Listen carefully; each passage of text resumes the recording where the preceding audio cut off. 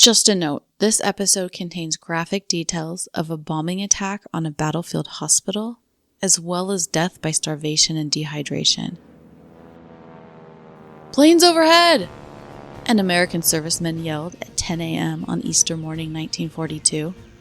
Young Army nurse Juanita Redmond paid little attention until the shrill sound of dropping bombs registered in her mind.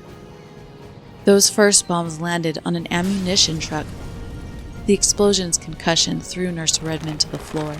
Shrapnel and pebbles rained down on the tin roof. Then, silence. Servicemen and hospital workers rushed to the bomb site, litters in hand. Nurse Redmond rose to her feet, examining the open-air hospital ward. Broken medicine bottles and equipment littered the floor, but Redmond began salvaging what she could. The first casualties came in, gate guards who were able to jump into their foxholes, only to be covered by bombing debris from which they had to be extricated. The boys driving the ammunition truck, they didn't make it. "They're coming back!" a serviceman yelled again. The patients in the ward, all of them wounded or sick servicemen, became hysterical. But Nurse Redmond forced herself to remain calm as Father William Cummings, a 38-year-old Catholic priest with thinning sandy hair, tan skin, and a lined face, entered the open-air shed that housed the ward. This much-beloved chaplain, a beacon of hope on Bataan, stood on a chair in the ward's middle. He addressed the ward. "Boys, that was tough, but let's pray to God they don't come back." Then he raised his hands toward heaven and began the Lord's Prayer, as the patients who were still capable of movement dropped to their knees to join him. "Our Father which art in heaven, hallowed be thy name." The second wave of bombs fell, hitting the mess and the nurses' quarters. The sound of ripping, tearing, crashing wood filled Nurse Redmond's ward, and explosions rocked it. Dust, tree limbs, boards with protruding nails, and other debris flew in through the ward's open sides. The servicemen in Redmond's ward, many still on their knees, sobbed in helplessness. Outside the ward, other men shrieked in pain, and Japanese planes fired machine guns at anyone running from the bombs. And still, Father Cummings continued in prayer. "For thine is the kingdom." A third attack came. A 1,000-pound bomb pulverized a neighboring ward made of bamboo. Tin roofs around the hospital smashed. Inside her ward, Nurse Redmond had taken cover under a desk, but the explosions blew the desk and Nurse Redmond into the air. She landed on the floor, the desk dropping on top of her. A sergeant kicked it away. Gasping for breath, bruised and aching, and sick from swallowing smoke, Redmond could hear the unwavering voice of Father Cummings, still standing as he continued in prayer. The bombing stopped, and as the smoke cleared, Redmond drug herself to her feet to check on the patients. Their beds, some stacked 3 high, had bent and collapsed. Part of the roof had been blown into the jungle, but just a small part of the ward remained intact. That was where Father Cummings, wounded by flying debris and with a broken arm and blood flowing from his shoulder and face, remained steadfastly standing, the embodiment of enduring hope in the midst of the devastation. Amen. Concluding his prayer, he stepped down and turned to another chaplain. "All right, partner, take over. I'm wounded," he said. Then, addressing an orderly, he continued, "And put a tourniquet on my arm, will ya?"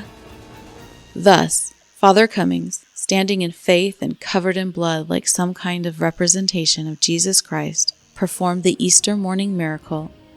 This is Left Behind.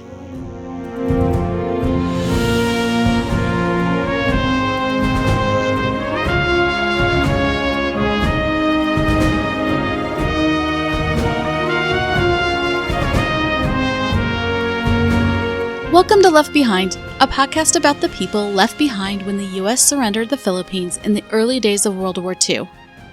I'm Anastasia Harmon, and I tell you the stories of World War II servicemen and women, civilians, guerrillas, and others captured by the Japanese forces in the Philippines. My great-grandfather, Al-Massam, was one of the POWs, and his memoir inspired me to tell stories of his fellow captives. This episode tells the story of Father William Cummings, a Catholic priest and missionary who, joining the army at literally the last moment, followed U.S. troops onto Bataan's battlefield I want to double emphasize my caution from the beginning of this episode. It gets graphic when I go into further details about the hospital bombing. Researching this episode was disturbing and difficult for me, but I believe it's an important story to tell. However, it's definitely not appropriate for some people. All that being said, Father Cummings is truly an inspiring story of love, sacrifice, and faith, both in God and in humanity, against the backdrop of war, imprisonment, and the nightmarish inhumanity that can be the result. Let's jump in. William Thomas Cummings was born on October 30th, 1903 in San Francisco, California, to William Cummings, an Irish immigrant, and Agnes O'Reilly Cummings, a first-generation Irish-American. As a child, young William lived with his parents and two siblings on Golden Gate Avenue, just blocks away from the University of San Francisco and Golden Gate Park. His father worked as a paper carrier for the morning paper. William's interest in religion began in his youth. He attended Sunday school with the Holy Family Sisters, and at age 13, he developed a desire to become a priest. In 1917, around the age of 13 or 14, he entered St. Patrick's Seminary in Menlo Park, California, where he spent the next 8 years. St. Patrick's Seminary, founded in 1898, is renowned as the preeminent seminary on the West Coast, dedicated to preparing men to become Roman Catholic priests. In 1918, William attended a talk by Father Price, who was on his way to China as a missionary. Father Price's talk inspired the 14-year-old William's aspiration to become a missionary.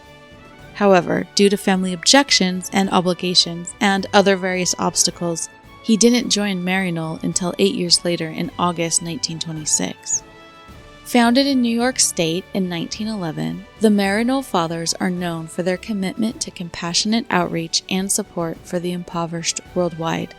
Their website states, "We are a U.S. Catholic order of priests and brothers who for over 100 years have modeled itself after the compassion of Jesus, in reaching out to those in the world who are the most in need. Grounded in the gospel of Jesus Christ, the Maryknoll Fathers and Brothers partner with local churches to bring compassion, relief, and the message of God's love to the poor on the fringes of society." Headquartered in Ossing, New York, the term Maryknoll comes from the organization's location, which they called Mary's Knoll to invoke intercession of the Blessed Mother. Eventually, the name Mary's Knoll turned into the one-word Maryknoll. When he was 24 years old, William was ordained as a priest at Maryknoll, achieving the position he had desired since adolescence.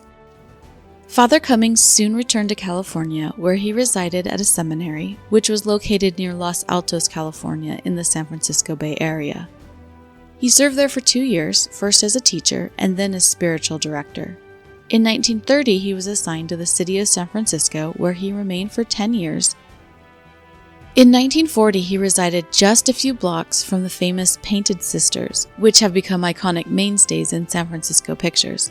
They are the row of brightly colored Victorian houses that are featured in the TV show Full House's opening credits. They are in the background when the family is eating a picnic in the park, if you've ever seen that show. In spring of 1940, Father Cummings received what he had desired most, an overseas missionary assignment. He was appointed to Manila in the Philippines. However, and the sources are somewhat nebulous about this, he had some health issues, especially back problems, and an operation may have caused a delay in his departure. But finally, in August 1940, he left San Francisco for the Philippines after having served as the superior of the Maryknoll Fathers in San Francisco for 10 years. I have a picture on Facebook of Father Cummings on board a ship departing San Francisco for the Philippines. The link is in the show description. Once in Manila, he taught at the Maryknoll Sisters School in the city, until the war broke out. Japanese air forces attacked the Philippines on December 8, 1942, and at some point between then and Christmas Day, Father Cummings joined the U.S. Army as a chaplain. The circumstances of his joining, well, I've found a few different stories. One source states, "He showed up at the American Army headquarters in Manila in white vestments and offered his services as a chaplain. The commandant of the Manila garrison attempted to talk him out of it. He was 38, old for a combat chaplain, and he was nursing a back injury and also nearsighted and perhaps too thin. However, Father Cummings was determined to be an Army chaplain. I'm somewhat suspicious about this story. I found it in a Find a Grave bio for Father Cummings, and there were no sources cited. Also, the Find a Grave bio further states that he signed up on December 7, 1941. Now, he could have very well done that. However, December 7th was a day before the attack came and the war began, and the attack was a surprise. So, I question whether Father Bill would have preemptively left his missionary duties to join the army before war even started. Further, and this is pure supposition on my part, December 7th was a Sunday, and I'm not sure how realistic it would have been for a priest to leave his Sabbath duties to sign up for the army. All that being said, the main story, I believe, has merit. Father Bill was thin. Some sources even call him frail. He had back problems and wore glasses. He definitely didn't fit the physical model of a battlefield soldier. So, I lean toward the basic story being close to the truth. In the book Battlefield Chaplains, Catholic Priests in World War II, author Donald Crosby states, 2 days after their overwhelming victory at Clarkfield, the Japanese bombed Manila. Cummings worked day and night at the Army's Sternberg Hospital in Manila, which had started receiving civilian as well as military casualties. In one especially hectic week, he visited over 800 patients in the hospital, sent hundreds of telegrams to relatives at home, and assisted the local Red Cross in its efforts to bring relief to the victims of the bombings. So this suggests that Cummings joined up within the first few days of the war, or at least he volunteered his services as a civilian priest at the hospital. Perhaps such service inspired him to join the army as a chaplain. Anyway, a newspaper article says Father Cummings called his parents on Christmas Day to let them know he joined the army as a chaplain and was commissioned as a lieutenant. Yet another source, this one a memoir written by Sidney "Sid" Stewart, a corporal in the U.S. Army's medical department who knew Father Bill on Bataan and as a POW, states that Father Bill signed up on Bataan sometime between Christmas and New Year's. Sid's account from the book Give Us This Day, a title that was itself a tribute to Father Cummings, and I'll get into why later in this episode, is touching. In it, Father Bill Cummings comes into the castle where Sid had been barracked. This castle, I believe, was most likely Fort Santiago, where the Japanese would later use its dungeons for POWs. And episodes 8 and 9 of this podcast tell the story of 4 American POWs imprisoned there, if you want more details. Anyway, Father Bill, wearing the white tropical climate habit of priests in Manila, came into the office where Sid was sitting in flickering candlelight. The electricity had been shut off. Telling Sid that he was a Catholic priest, he said he'd heard that the boys were leaving in about an hour for Bataan, and he wondered if there was any of them that would like to talk to a priest or go to confession. Sid responded, "Well, Father, I'm not Catholic."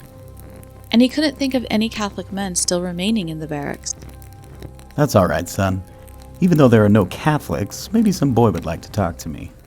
I could help that way. I've been a teacher here in Manila for many years now. Had a little school of my own. I used to have many little Filipino children, but my school isn't here anymore. It burned yesterday, and the school isn't anymore." Describing this exchange, Sid wrote, I had the feeling I was watching a man whose life work had been destroyed. Yet there was not a trace of sadness in his voice. It was as though that had passed, and that was the way things were. As they continued speaking, Father Bill said, "Wonder if there are enough priests in Bataan. They don't need me here in Manila. There are many priests for the people here in the city. Wonder if I could go with you to Bataan. I'm sure that they need me there. I'd have to wear other clothes, of course. Here in the islands, we always wear our habits. The Filipinos would not know we're priests if we didn't dress as priests." Even though they weren't supposed to bring civilians to Bataan, Sid's lieutenant gave permission for Father Bill to come with them. So Cummings, Sid, and the other soldiers climbed into the back of a truck and started driving, with headlights off and creeping slowly down the road as they scanned the sky for Japanese aircraft. It took more than an hour for them to reach the port area, and it really wasn't that far from their barracks. They boarded one of the last ships leaving Manila for transportation across Manila Bay to Bataan Peninsula. The port was completely dark in an attempt to not become a Japanese aircraft target. As Sid and Cummings leant against the ship's railing, watching Manila and the fires burning the city grow small behind them, they began speaking. Father Cummings said, They don't need me anymore there in the city. I hope the boys out there will want my help. They'll need you, Father. Where we're going, we'll all need you. But Father, you won't be able to wear those clothes. Not where we're going. Well, surely when we get there, someone will give me something to wear. Sid rummaged through his pack and found a shirt, trousers, and a belt. Here, try these on. So the father changed into Sid's much too large clothing. The shoulder line of the shirt fell low on Father Bill's arm, and the sleeves went past his hands. Sid recalled, I realized for the first time how small he was. There was such a feeling of strength in the man that he had seemed to me much larger. Cummings, realizing how big the clothes were, said while laughing, They're a little big, aren't they? You must be nearly 6'4", aren't you? They rolled up the sleeves and the trousers and tightened the belt, and Father Bill now wore more appropriate military attire. Close to dawn, Japanese planes flew over the ship. There was nowhere for Sid and the other worried, scared soldiers to hide. Then Sid felt a hand on his shoulder, and Father Bill said, Don't be afraid, son. Don't be afraid. You know, son, the two strongest forces in mankind, the two strongest forces on earth are fear and love. You might call love faith. These two forces cannot exist side by side. If you have enough faith, you will have no fear. The planes disappeared, and soon the soldiers deboarded the ship onto a motorboat that took them to Lamay on Bataan's eastern coast. Sid and his unit received orders to march north toward battle. As they departed, Father Bill told Sid, I have to leave you here. We will see each other again, I feel it. I have to go back to report to someone who's head of the chaplain's corps. He will assign me somewhere. I wish that I could be with you boys, but I'll go wherever he tells me. Remember to think of God wherever you go. It'll be easier, whatever comes. So, 3 different stories of how Father Cummings joined as a chaplain. They contradict each other somewhat, but I think there are truths in all of these versions, as well as some errors, as I've earlier pointed out. As another example, I do wonder how much embellishment Sidney Stewart added to his account to make the narrative flow better, as memoir authors sometimes do. I do believe that Father Cummings sailed to Bataan with Sidney Stewart, but I wonder whether Father Bill decided on the spot to go to Bataan and join the army.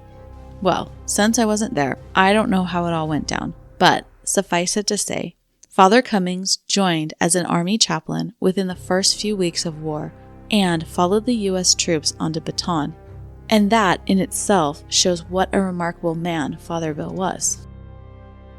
On Bataan, Father Cummings traveled around the peninsula offering communion and confession to soldiers on the battlefield, helped at the battlefield hospitals, performed last rites for the dying, and held services at the open-air makeshift chapels erected near the hospitals. Other chaplains performed similar duties for soldiers of their own faiths. Of Cummings' work on Bataan, author Donald Crosby wrote, He was older than most of the other chaplains and was in frail health, yet somehow he managed to withstand the long days of interminable rounds in the wards, the violent pounding from Japanese bombers and artillery, and the hellish living conditions that prevailed everywhere on Bataan. To those who knew him well, it was apparent that he drew his strength from his deep and abiding faith. Faith is something that Father Cummings emitted, and he wasn't the only one talking about faith in those early, dark, depressing days of war. Back in the United States, famed broadcaster Edward R. Murrow spoke to West Point in April 1942. In the address, he talks about how faith is one of the main things the United States would need in order to come out of war victorious. It is clear, I think, that we have traveled a highway from neutrality and indifference through cash and carry, lease lend, to Pearl Harbor. As a nation, we have argued and debated each step of the way. That's our tradition. Great nations do not go to war lightly, for wars are much easier to start than to stop, as our enemies will discover. The road to peace is obscured by the smoke of battle. Certainly it will be no easy road to travel. Men and nations may fall by the wayside. But in the end of the day, at the end of the road, We shall break the hearts of those people who plan to enslave us. This is a test of will. Our enemies have won great victories, and these victories have been due not alone to a superiority in tanks, aircraft, and equipment. They have been stronger in arms because they were stronger in heart. Our faith must be greater than their faith. In February 1942, so after about 2 months on Bataan, a doctor wrote home saying that, quote, he and Father Cummings were together in Base Hospital No. 2 on Bataan Peninsula, and that both were feeling fit, close quote. And here's something interesting. Father William Cummings is credited with coining the phrase, there are no atheists in foxholes. He purportedly did so during a sermon on Bataan. Newspapers around the U.S. started using this phrase during the war and credited Cummings with originating it. I find it interesting that this phrase, supposedly uttered in a battlefield sermon, would become so well known so quickly. During the war, other chaplains in different theaters of war apparently knew of and commented on the saying. And many didn't like it because they felt foxhole conversion wasn't true faith or true conversion. But the veracity of the origins being Father Cummings are questionable. Donald Crosby in Battlefield Chaplain states, Legend has it that he uttered the phrase during a sermon he delivered on Easter Sunday Mass on Bataan.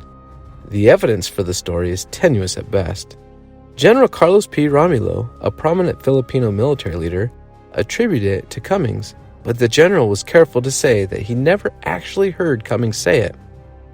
Other survivors of Bataan also reported hearing stories about his making such a statement, but none of them were present when, and if, he said it. The simple fact is that no one ever said they actually were present when Cummings made the remark. So, did Father Cummings coin this saying? Well, I don't know. However, he is still, to this day, credited with originating it. Whether it's true or legend, I don't think anyone knows. A couple of the sources stated that the phrase was uttered in an Easter morning sermon. This piece of the legend I strongly doubt, and I'll explain why in a bit. On March 28, 1942, Father Cummings sent a cable to his family. It stated, Feeling fine, offering Mass for you frequently. Don't worry. W.M. Cummings, L.T., Chaplain. As it turns out, his family had every right to worry because very soon, Father William Cummings would not be all right. At 10 o'clock on Easter morning, April 5, 1942, Army nurse Juanita Redmond heard the approaching drone of aircraft. Busy with her duties at Field Hospital No. 1, she paid little attention. Then the sound of a falling bomb grabbed her notice, as did the concussion of impact. In her memoir, I Served on Bataan, she wrote, It landed at the hospital entrance and blew up an ammunition truck that was passing. The concussion threw me to the floor. There was a spattering of shrapnel and pebbles and earth on the tin roof. Hospital No. 1 was an open-air hospital. Many of the wards were located in sheds that had tin roofs but no walls. And by no walls, I mean no exterior walls. These sheds remind me of the picnic pavilions at parks. Now, the surgery ward did have outer walls, but some wards had only the jungle canopy as a roof, and dirt and foliage for floors. So this means the helpless hospital patients had no buildings to protect them from an enemy attack, except for foxholes that had been dug under some patients' beds, and hopefully they were fit enough that they could roll into them. Also, let's be clear up front that this hospital was marked with a red cross large enough to be seen from the air. The articles of the Geneva Conventions, dating back to 1864, so a good 80 years before this attack, stated that, quote, there should be no obstacle to the humanitarian activities, and that wounded and sick shall be respected and protected in all circumstances, close quote. Basically, knowingly attacking a marked hospital is a war crime, and the Japanese knew that the area they were attacking was a hospital. After the first bombs, orderlies ran toward the entrance gate with stretchers. The servicemen in the ammunition truck were dead. They had never had a chance for survival. But the guards at the gate had jumped into their foxholes, only to be covered with debris from the bomb. About 15 minutes after the first attack, Japanese planes returned. Nurse Redmond continued.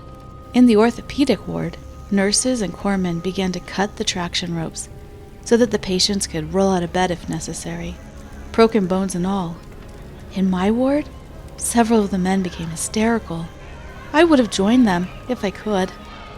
It was all I could do to go on being calm and acting as if everything were all right and I had everything under control. The second wave of bombing began. The first bomb hit the mess hall and the nurses' quarters. Redmond could hear the ripping and tearing sound as the wooden structures collapsed. Bombing debris, dust, torn wood with protruding nails came flying into her ward. She could hear the shrieks of pain outside the ward from hospital workers and even patients who'd been hit by bomb fragments or by machine gun bullets during a Japanese strafing run. Inside her ward, men were sobbing. And then, Father Cummings appeared. Climbing on a chair in the ward's middle, he called out, "All right, boys, that was tough. Everything's all right. Just stay quietly in bed or on the floor, and let's pray to God they don't come back." He raised his hands toward the heavens and began reciting the Lord's Prayer. "Our Father which art in heaven, hallowed be thy name. Thy kingdom In the come, middle of thy this will be prayer, done. the bombers came back for a third attack. Give us this day The bombs made direct hit on the give wards. us our debt. They pulverized the bamboo sheds and smashed the open-air ward's tin roofs. And only imagine what the bombs did to the patients in wards with no roof to offer some protection. Patients in Redmond's ward's iron beds, some stacked 3 high, bent and broke. And if the beds collapsed didn't kill them, flying debris or suffocation from the dirt and smoke filling the air likely would. Nurse Redmond tried to hide under a desk, but the desk and she were catapulted into the air. She wrote, "I heard myself gasping. My eyes were being gouged out of their sockets. My whole body was swollen and torn apart by the violent pressure. This is the end, I thought." But then her body slammed to the ground, the desk landing on top of her. Outside the war, a bomb dropped just a few yards from where Father Cummings still stood. Shrapnel hit his shoulder, broke his arm, and shattered his elbow. Still, he continued reciting the Lord's Prayer. And lead us not into temptation, but deliver us from evil. Carlos Romulo, a Filipino native and high-ranking official in the Philippine Army, recalled, Blood poured down his face. In the swirling dust, he looked symbolic, a Christ-like figure. His steady voice did not falter. Slowly, the place quieted. Every person in the hospital able to move was on his knees, repeating after the priest, "Our Father, which art in who art in heaven, hallowed be thy name." As the hospital kingdom quieted come, and the thy will planes be done. departed, Father Cummings turned to another chaplain and said, "All right, partner, take over. I'm wounded." of his actions that day, Nurse Redmond wrote, "He certainly saved a great many lives that day, because if he hadn't come in and told the boys to stay in their beds, a good many more would have run out into the open than did, and they would have been killed because the Japs came down and machine-gunned people who were running." With the hospital now quiet and the enemy gone, Redmond and other doctors and nurses surveyed the damage. The hospital was almost completely demolished. Only one small section of Nurse Redmond's ward remained, the section where Father Cummings stood and prayed. She explained, "There were mangled bodies under the ruins. A blood-stained hand stuck up through a pile of scrap. Arms and legs had been ripped off and flung among the rubbish. Some of the mangled torsos were almost impossible to identify. One of the few corpsmen who had survived unhurt climbed a tree to bring down a body blown into the top branches." Nurse Redmond could hear the screams of wounded and dying men in various wards of the hospital. She dug through the wreckage with doctors and other nurses, looking for men who might be buried alive. They tore apart smashed beds to reach the wounded. Of the 1,600 beds previously in the hospital, only 65 remained standing. Mess hall utensils littered the grounds, and pages of medical records blew through the air. The nurses took count of how many of their patients were dead or still alive. They started transporting patients well enough to be moved to Field Hospital No. 2, but some patients were too bad off to leave. When night fell, the hospital staff worked by flashlight as they moved the dead to a mass burial site. they continued to find arms, legs, and mutilated bodies throughout the hospital. That night, Nurse Redmond and her fellow nurses stayed in their foxholes. Sleep never came. Instead, they were waiting, like hunted animals, for the next bombing wave. By morning, Redmond's fear had turned into anger. She wrote, "What kind of human beings would deliberately bomb a hospital, defenseless, openly marked for what it was, filled with the wounded and sick? An enemy that will bomb hospitals isn't an enemy you can ever come to terms with." The next morning, Japanese planes continued bombing targets nearby the hospital. Nurse Redmond was running between her ward and the trench, checking on her patients, when another nurse, reprimanding her, told her to get back in the foxhole and put her helmet on. It was damp and dark in the foxhole, and the planes continued to circle overhead. One nurse, who definitely wasn't an atheist in that foxhole, said over and over, "Oh God, send them away! Oh God, send them away!" Slowly, the hospital became functional again, as the nurses, doctors, and orderlies cleaned and organized the mess. But it wouldn't really matter all that much, because on April 7th, just 2 days after the hospital bombing, the nurses were ordered off Bataan and to go to Corregidor Island. And 2 days after that, Bataan fell to the Japanese. That was an intense and disturbing scene to narrate, and I'm sure to hear. I just don't really have the words. One thing I want to point out is that the legend states that Father Cummings said the "no atheists in foxholes" comment in an early morning service on Easter 1942. That's the same day as the hospital attack. So if the sermon's date is true, then it would have had to be a very early morning service. The fact that the portion of the ward where Cummings was standing and praying was among the few places still standing at the attack's end is and was considered miraculous. Miraculous enough, in fact, that according to some sources, Father William Cummings was nominated for sainthood. And I have to tell you, that was an amazing find when I was first researching Father Bill. I was flabbergasted that I had researched my way into a potential saint. The things I find in this research just astound me. Also, have you noticed that the stories about Father Cummings are legendary? When I think back on the various accounts about whether he said the "atheist in foxholes" phrase or about the miracle he performed at the Bataan hospital, I realize that they are the stuff legends are made from. But interestingly, while no one, as far as I've found, is an eyewitness to the "atheist in foxhole" phrase, there are several documented eyewitness accounts of the Easter morning miracle. These accounts all align with each other, even down to the things Father Cummings prayed and said and the wounds he received. So, while there's some question about whether he coined the phrase, the hospital miracle actually happened. Lastly, and on a different note, I personally do not think it was a coincidence that this attack came on Easter morning, a day that is celebrated among Christians for hope and redemption and resurrection, became a nightmarish scene of mass death and destruction. I think the specific day was chosen by Japanese leaders to further break the hope and resolve of the American and Filipino forces. And it did, because within 4 days, Bataan surrendered, and most of the men became POWs. Included in that number was Father Cummings. Shortly after surrender, the American and Filipino servicemen captured on Bataan were forced into the nearly 70-mile Bataan Death March. Providentially, however, Father Cummings was allowed to ride a bus to Manila. In his physical condition, he likely would have perished if forced to march. He stayed for a few weeks at Manila's Bilibid prison and then was transferred to the Cabanatuan POW camp.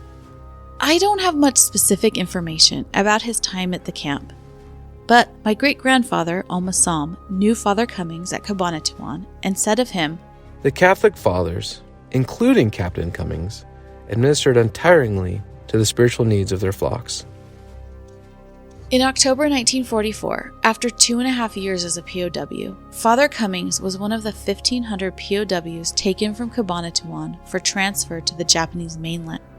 Among those POWs was Corporal Sidney "Sid" Stewart, who Cummings had left Manila with in late 1941. In mid-December, the POWs were loaded like cattle onto the Iroko Maru transport ship. That ship was bombed and sunk, and their surviving POWs were loaded onto 2 other ships to take them to Dachau, Formosa. During that trip, Father Bill told the men that if he survived the war, he wanted to be a missionary in Japan. A serviceman asked him in disbelief, But Father, don't you think the bastards are hopeless? No, son, no one is hopeless. the chaplain responded. A few days later, a dying man called Cummings to his side. Father Bill crawled to the man through the ship's crowded hull and prayed. Then the man said, Father, I've never been baptized. Please baptize me. I don't want to die without being baptized. But son, I have no water. Sid Stewart wrote, Father Cummings spoke as though to a frightened child, but I could see, as I knew he could, that the man would not live until the next ration of water was lowered into the hold. Father Cummings reached down and unlocked the man's grasp on his arm. I'll be back in a moment, he said. Don't leave me, Father. The man was sobbing now. Father Cummings crawled back to where we were waiting, but the look on our faces told him without asking. We had no water. Desperately, he looked at the other men, but they merely shook their heads sadly. Finally, he turned and crawled back to the dying man and knelt beside him. I saw him run his tongue across his dry lips. Then he spat on 2 of his fingers and ran them over the man's forehead.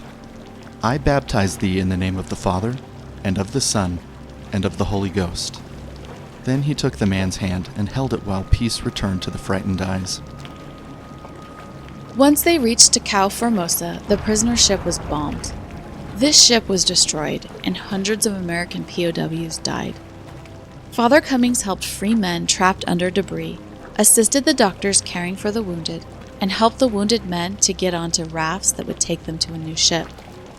Throughout the voyage to Japan, Father Cummings held his services and led prayers as best he could. Every night he recited the Lord's Prayer and led prayers for the dead and dying. Sid Stewart wrote, Each night, the solace and comfort that we received from the prayers was more than anything that anyone else could do for us. He gave us strength and hope. I lived only for that prayer of faith and hope. It was the only strength I had. His voice was like the voice of God to me. As they sailed from Formosa to Japan, the Japanese allowed the POWs only 5 spoonfuls of water per man per day. By this time, the 41-year-old priest was weak from dysentery and thirst. Still, with the strength he had, Father Cummings did what he could to help the men more sick than he was, even sharing his meager allotment of water and food. He would crawl around the hold's floor to minister to others with what strength his body still held. Sometimes while doing so, he fainted with exhaustion. One afternoon, Father Bill went to pray for a soldier, but didn't return to Sid and his friend Raz. Raz searched for and found Father Bill and brought him back to Sid. The priest had fainted. Sid and Raz rubbed his arms, face, and hands until life returned. Sidney wrote, His eyelids flickered slowly, and he opened his kind gray eyes. I'll be all right, boys, he smiled wanly. From then on, Father Bill was too weak to walk. He was passing blood with dysentery, and, Sidney said, His lips were parched and cracked, and his hands moved convulsively up and down his throat. I knew that he couldn't make it much longer. I prayed silently to myself that I would die before he did, that I would not have to see him die. One evening, Father Bill asked Sidney and Raz for help. Sidney recorded Father Bill's words. Can you lift your arms behind me? I can't stand, but my voice will carry. They will hear my prayer. Sid and Raz did so. And now I'm going to include Sidney's full account from his memoir of this moment. Men! Men! Can you hear my voice? Slowly, he began to pray. Our Father, who art in heaven, hallowed be thy name. The cries of the men became still. I concentrated on the voice that soothed me and gave me strength and the will to live. Then I felt his body shiver and tremble in my arms. He gasped for air, and there was a terrible pain written on his face. He gritted his teeth, sighed, and went on. Thy will be done, on earth, as it is in heaven. I felt him tremble again, as if he wanted to cough. His hands fluttered and his eyelids almost closed. Then, with superhuman effort, he spoke again. "Give us this day." I felt his body go tense all over. He relaxed, and his hand fell by his side. I waited, but his eyes looked straight ahead. The eyelids no longer flickered. I knew he was dead. "Lay him down, Sid," Ras said evenly. "He's gone. Lay him down. He's gone now." I cradled his head against my shoulder. I didn't want to lay him down. I couldn't bear to face the fact that he was gone. I moved from behind him and laid his head gently on the floor. "Sid, he died like he would have wanted to die, praying to the God that he believed in, to the God that gave him strength." "Why did he have to die, Ras? Why did he have to leave us?" Don't think about the fact that he is gone. Try to think of his last words. The last thing he tried to give us. Give us this day. We must try to only live until we can see the sun up in the morning, you and I, and we'll make it. Live only for one day. All through the night, I didn't sleep. I lay there with my eyes open, thinking of all the man had done for those he felt suffered more than he, because they did not have his faith. He had tried to give it to them, this thing he had called faith. In 1950, Sidney Stewart published his war memoir, titling it "Give Us This Day," as a tribute to his friend, Father Bill Cummings. The morning following Father Cummings' death, the Japanese sent down ropes for the bodies of the men who had died during the past 24 hours. 20 to 30 POWs were dying per day by this point in the journey. And these men had been the strongest men remaining at Cabanatuan when they were selected to be transported to Japan. The ropes were bound around Father Cummings' body. Then the ship's booms and winches began moving the body upward through the cargo hold's hatch. Sidney wrote, "Slowly, the body started to rise, as though it was floating out of the hold. When the sun struck Father Cummings' body, it seemed to reflect a golden light. I watched that golden light and the body as it floated higher and higher up into the air. I saw the light with the body move out across the deck. Then I closed my ears against the sound of the bodies as they went down into the water." A couple months later, in March 1945, Cummings' parents received word from another military chaplain that Father Cummings was aboard a Japanese hull ship that was torpedoed in December 1944 by an American submarine. This information was incorrect, and it sounds like a mashup of two different hell ship stories, and you know how information can get garbled in the early days after a tragedy. But that information gave his family hope that their William was alive. Perhaps he had been rescued from the torpedo ship and was now a POW in Japan. Sadly, as we know, that was false hope. In July of that year, Cummings was officially declared dead. The Maryknoll Fathers headquarters had received official notification from the Secretary of War. And then, in October, about 10 months after his death, the true story of William Cummings' death finally reached his parents. I normally like to finish episodes with a legacy left by the servicemen. In this case, though, I don't have much. I have tried to find information about his family after the war and about living family members, but I've hit roadblock after roadblock and have come up empty-handed. Some of the sources I've uncovered state that Father William Cummings was nominated by Maryknoll for sainthood. I don't believe that nomination still stands, but as I think about it, maybe his legacy is different from the other people I've highlighted. The tying factor among all his World War II experiences is his faith. The one thing everyone who knew him and wrote about him says is that he had unwavering faith up until the last moment of his life. So I think that is the true legacy of Father William. Faith in God, who is good and loves us and gives us strength no matter what circumstances we may find ourselves in. So I'll end with the words of Sidney Stewart. "He died like he would have wanted to die, praying to the God that he believed in, to the God that gave him strength." The Japanese attack on Battlefield Hospital No. 1 was just part of a larger final push by the Japanese to finally take Bataan after 3 months of horrendous fighting. For 7 days, American and Filipino forces were hammered by non-stop artillery, air, and ground attacks. Their lines would break, and U.S. forces, despite direct commands to stop, retreated south and away from the Japanese onslaught. By the end of that week, the general in command of Bataan defied direct orders from MacArthur and even the president himself and surrendered Bataan to the Japanese. More on that next time. This is Left Behind.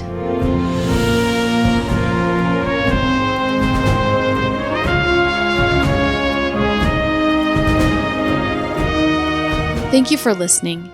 You can find pictures, maps, and sources about Father William Cummings' story on the Left Behind Facebook page and the website. The links are both in the show description. If you'd like to know more about the attack on Battlefield Hospital No. 1, I suggest the book I Served on Bataan by Juanita Redmond. If you enjoy this podcast, please subscribe or follow so you'll get notifications when new episodes drop.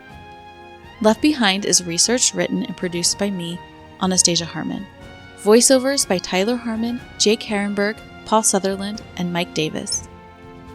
I'll be back next time with a general who disregarded direct orders to save the men under his command.